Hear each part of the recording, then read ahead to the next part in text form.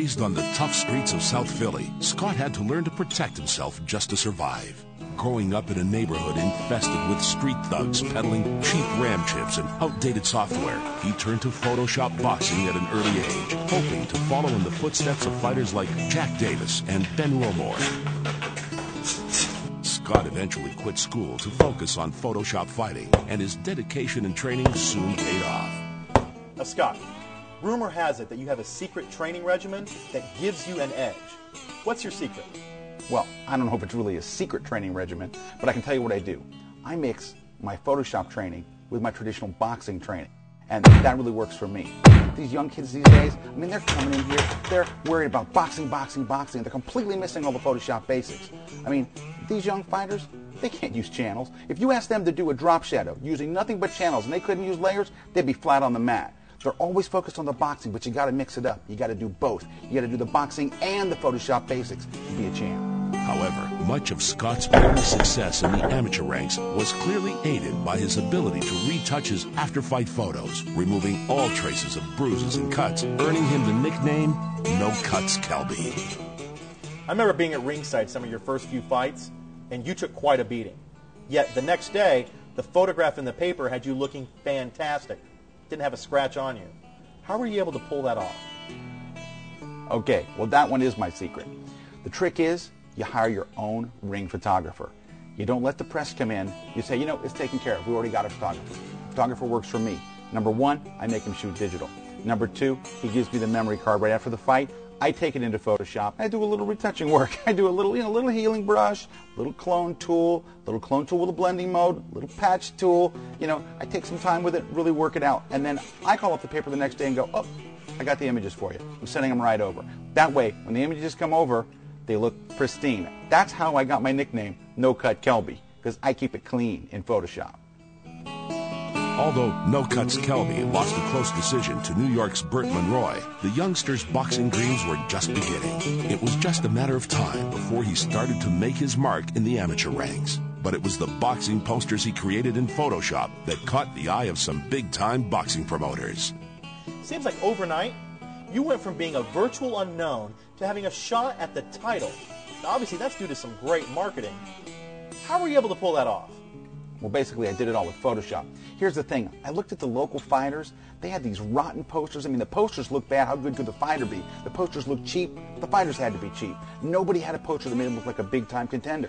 So I thought, I've got Photoshop. I'll make my posters look like I'm the champ. So I went in and I did everything. I did every filter. I did every little trick in the book, every lighting effect, put everything into my posters. My posters made me look like I was a champ. And it wasn't before long that it caught the eye of some of the biggest promoters in the business. Pretty soon, they were calling me. They were ringing my phone off the hook to fight the big fights.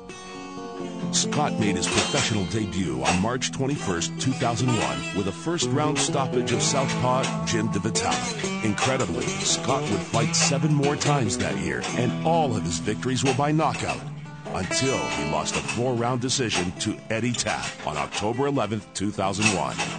Discouraged, Scott went back to his day job of retouching fashion images and didn't fight again until September 27, 2002, when he signed to fight veteran Pete Bauer for the IPBOFA middleweight title at the Grand Olympic Auditorium in Los Angeles.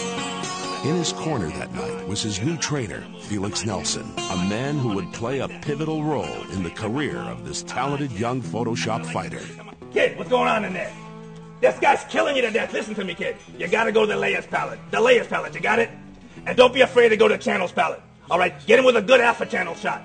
He'll drop to his knees, kid. This guy's a bum. You can murderize him. Now get in there and dodge and burn, kid. Dodge and burn. Go get him, kid.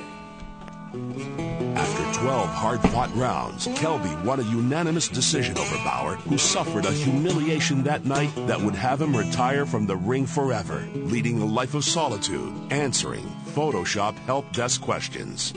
On October 26, 2003, Kelby would face his toughest test to date in Joe Glida at the Pajanga Entertainment Center in Temecula, California. At stake was the vacant IPBOFA heavyweight title, and it looked like the title was in sight. But by the 10th round, Scott's left eye was nearly swollen shut. Rather than throw in the towel, Scott made an impassioned plea to his trainer to stay in the fight. Cut me, Felix. Cut me. Let me look at you, kid. Listen, if you want to cut, You gotta go into the edit menu right before copy. Under the edit menu. All right, come on. Right Get in before there, kid. copy. Snap out of it. Come on. Scott was able to come back and defend his title that night with a TKO over then unbeaten Glida. But the match took a toll on Kelby's coach and father figure, Felix Nelson, who passed away shortly Come on, after the Tim. fight. That's what I like to see. Come on. Harder, faster. There you go. That's what I like to see. Despite the loss of his coach, this big win over Glida set up his first national primetime bout, which was set to air on pay-per-view that March, but sadly, he never made it to the ring. In an ironic twist of fate, Scott's boxing career was cut short by a freak hand injury he sustained while participating in a synchronized swimming event in Perth, Australia.